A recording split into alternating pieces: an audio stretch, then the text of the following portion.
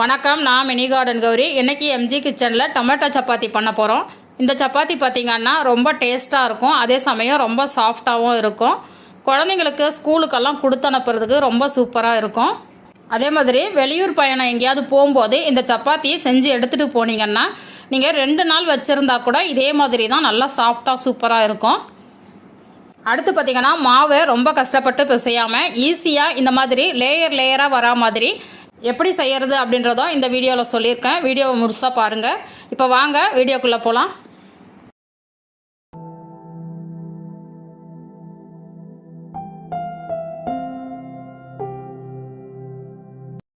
இந்த சப்பாத்தி செய்கிறதுக்கு தக்காளியை வேக வச்சு எடுக்கணும். அதுக்கு அடுப்பில் ஒரு பாத்திரம் வச்சுட்டு ஒரு 3/4 கப் அளவுக்கு தண்ணி ஊற்றிக்கலாம். இப்போ ஸ்டவ் ஆன் பண்ணிவிட்டு லோ ஃப்ளேமில் வச்சுக்கலாம். தண்ணி கொஞ்சம் சூடாகட்டும். அடுத்து பார்த்திங்கன்னா 2 தக்காளி எடுத்து வச்சுருக்கிறேன். தக்காளி பார்த்திங்கன்னா நான் ஒரு 2 கப்பு மாவு எடுக்க போகிறேன். அதுக்கு தகுந்த மாதிரி தக்காளி எடுத்து வச்சுருக்கேன். நீங்கள் எவ்வளோ மாவு எடுக்க போகிறீங்களோ அதுக்கு தகுந்த மாதிரி தக்காளி எடுத்துக்கோங்க. இப்போ இந்த தக்காளியை பார்த்திங்கன்னா பின்பக்கமாக இந்த மாதிரி ப்ளஸ் மாதிரி கட் பண்ணிக்கோங்க. 2 தக்காளியுமே இந்த மாதிரி கட் பண்ணிக்கோங்க. அப்போ தான் நம்ம வெந்ததுக்கப்புறம் தோல் உரிக்கிறதுக்கு ஈஸியாக இருக்கும். இப்போ கட் பண்ணியாச்சு. நம்ம வச்சுருக்கிற சுடுதண்ணியில் இதை போட்டுடலாம். இந்த தக்காளியை இந்த மாதிரி போட்டுடுங்க. தண்ணி இந்த மாதிரி கொஞ்சம் அளந்து எடுத்து ஊற்றிக்கிட்டிங்கன்னா உங்களுக்கு தண்ணி வேஸ்ட் ஆகாமல் மாவு பிசைகிறதுக்கு கரெக்டாக இருக்கும். இப்போ இந்த தக்காளி ஒரு 5 நிமிஷம் நல்லா வேகட்டும். தட்டு போட்டு மூடி வச்சிடலாம். ஒரு 5 நிமிஷம் ஆயிடுச்சு. இப்போ தட்டை ஓப்பன் பண்ணி பார்க்கலாம். இப்போ தண்ணி பார்த்திங்கன்னா நல்லா கொதிக்குது. இந்த ஸ்டேஜில் நம்ம தக்காளியை ஒரு 2-3 முறை இந்த மாதிரி திருப்பி விடணும். தண்ணி கொஞ்சம் கம்மியாக இருக்கிறதுனால நம்ம இந்த மாதிரி திருப்பி விட்டோம்னா எல்லா பக்கமும் நல்லா வெந்து வரும். இது பார்த்திங்கன்னா ஒரு 4-5 முறை இந்த மாதிரி திருப்பி விடணும்.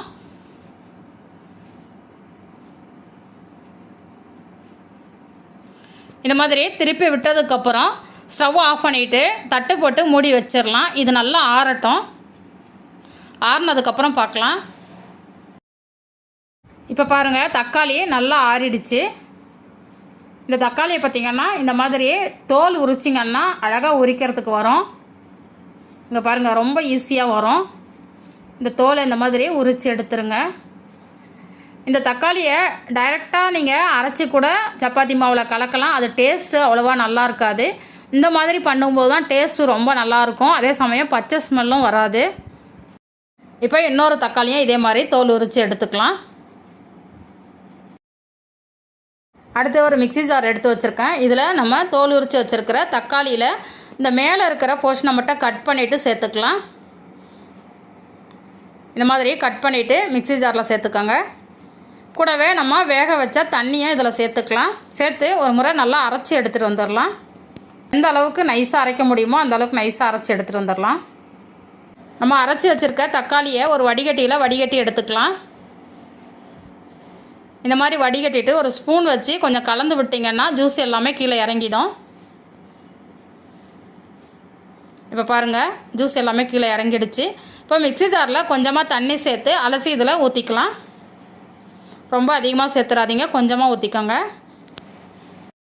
இப்போ தக்காளியை வடிகட்டி எடுத்தாச்சு. இந்த ஜூஸ் அப்படியே இருக்கட்டும்.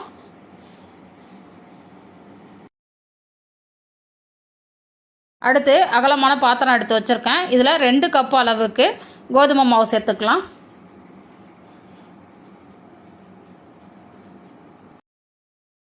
இந்த கோதுமை மாவுக்கு தேவையான அளவுக்கு உப்பு சேர்த்துக்கலாம். உப்பு சேர்த்துட்டு ஒரு முறை நல்லா கலந்து விட்டுடலாம். அடுத்து 1 டேபிள் ஸ்பூன் அளவுக்கு எண்ணெய் ஊற்றிக்கலாம்.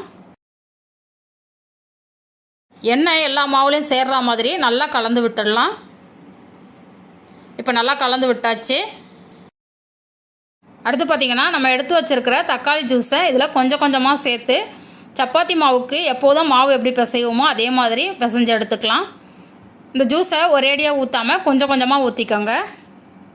இந்த தக்காளி சப்பாத்தி பார்த்திங்கன்னா டேஸ்ட்டும் ரொம்ப நல்லாயிருக்கும். ரொம்ப சாஃப்டாக தெரியும் உங்களுக்கு. நார்மலாக எப்போவும் தண்ணி ஊற்றி பிசைஞ்சு செய்கிற சப்பாத்திக்கும் இதுக்கும் வித்தியாசம் ரொம்ப நல்லாவே தெரியும். ஒரு முறை கட்டாயம் ட்ரை பண்ணி பாருங்கள். இப்போ மாவு எல்லாமே பிசைஞ்சு எடுத்துக்கலாம். இப்போ மறுபடியும் கொஞ்சம் தக்காளி ஜூஸை தெளிச்சிட்டு அதுக்கப்புறம் திரும்பவும் மாவு பிசைஞ்சு எடுத்துக்கலாம். இந்த மாதிரி கொஞ்சமாக ஊற்றிக்கோங்க. ஒரேடியாக ஊற்றிட்டா அதிகமாகிடும்.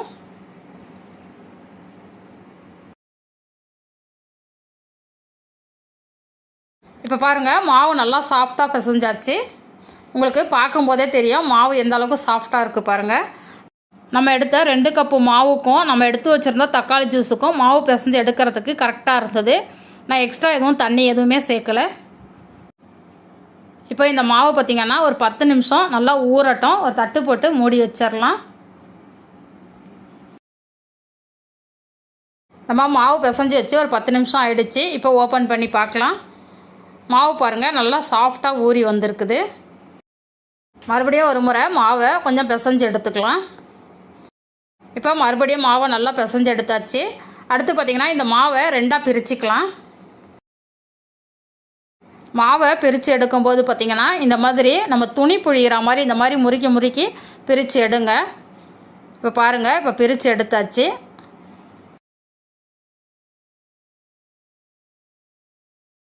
இப்போது சப்பாத்தி கட்டை எடுத்து வச்சுருக்கேன். இதில் பார்த்திங்கன்னா நம்ம பிரித்து வச்சுருக்கிற மாவுலேருந்து கொஞ்சம் எடுத்துகிட்டு இந்த மாதிரி நீல வாக்கில் உருட்டுங்க. எந்த அளவுக்கு நீளமாக உருட்ட முடியுமோ அந்த அளவுக்கு நீளமாக உருட்டிக்காங்க. உருட்டிட்டு இந்த மாதிரி 2ஆக மடிச்சுட்டு இந்த மாதிரி முறுக்குங்க. இந்த மாதிரி மாவை முறுக்கிட்டு மறுபடியும் இந்த மாதிரி திரும்பவும் நீல வாக்கில் திரட்டிட்டு மறுபடியும் இந்த மாதிரி மடித்து முறுக்குங்க. இந்த மாதிரி மாவு பிசையும் போது பார்த்திங்கன்னா உங்களுக்கு சப்பாத்தி நல்லா லேயராக நல்லா சாஃப்டாக வரும். சப்பாத்தி மாவு பார்த்திங்கன்னா ரொம்ப அடித்து திரட்டிட்டு திரும்ப மடித்து அந்த மாதிரிலாம் பண்ண வேண்டாம். இந்த மாதிரி நீங்கள் பண்ணிங்கனால உங்களுக்கு சப்பாத்தி ரொம்ப சாஃப்டாகவும் கிடைக்கும். அதே மாதிரி நல்லா லேயராகவும் கிடைக்கும். இங்கே பாருங்கள் இந்த மாதிரி ஒரு முறை ட்ரை பண்ணி பாருங்கள். இப்போ பாருங்கள் நல்லா திரட்டியாச்சு. இப்போது சின்ன சின்ன பீஸாக கட் பண்ணிக்கலாம். சின்ன சின்ன பீஸாக கட் பண்ணிவிட்டு நல்லா உருட்டி வச்சுக்கலாம்.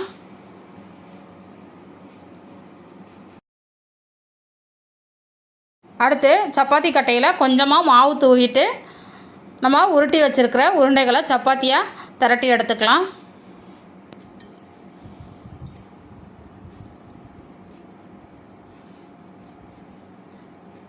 இந்த மாதிரி எந்த அளவுக்கு மெல்லிசாக முடியுமோ அந்த அளவுக்கு மெல்லிசாக திரட்டி எடுத்துக்காங்க.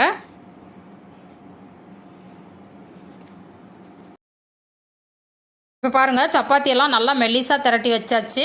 அடுத்து தோசைக்கல் அடுப்பில் போட்டிருக்கேன். இப்போ கல் நல்லா சூடாயிடுச்சு. சப்பாத்தியை போட்டுக்கலாம். சப்பாத்தியை போட்டுட்டு நல்லா ஒரு பக்கம் சூடானதுக்கப்புறம் இன்னொரு பக்கம் திருப்பி போடுங்க. இந்த மாதிரி 2-3 முறை நல்லா திருப்பி போட்டுட்டு அதுக்கப்புறமா எண்ணெய் ஊற்றிக்கோங்க.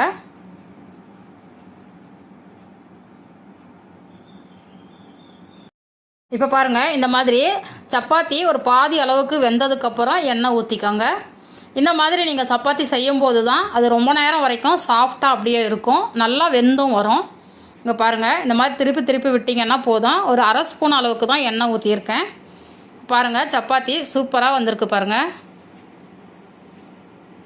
இப்போ இந்த சப்பாத்தி வெந்துடுச்சு. இதை எடுத்துடலாம்.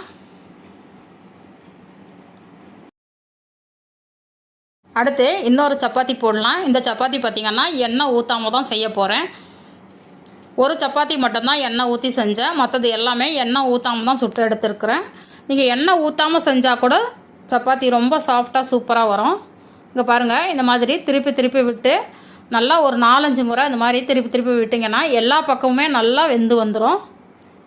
இந்த சப்பாத்திக்கெல்லாம் பார்த்திங்கன்னா நான் எண்ணெயே ஊற்றலை. பாருங்கள் சூப்பராக வெந்து வருது பாருங்கள். உங்களுக்கு வேணும்னா எண்ணெய் ஊற்றிக்கோங்க. இல்லாட்டினா எண்ணெய் ஊற்றாமலேயே இந்த சப்பாத்தி ரொம்ப சூப்பராக இருக்கும்.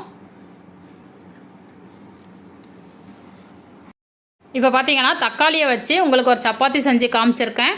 இந்த வீடியோ உங்களுக்கு பிடிச்சிருந்தா நம்ம சேனலை சப்ஸ்கிரைப் பண்ணி வச்சுக்கோங்க. இப்போ பார்த்தீங்கன்னா டொமேட்டோ சப்பாத்தி சூப்பராக ரெடி ஆகிடுச்சு.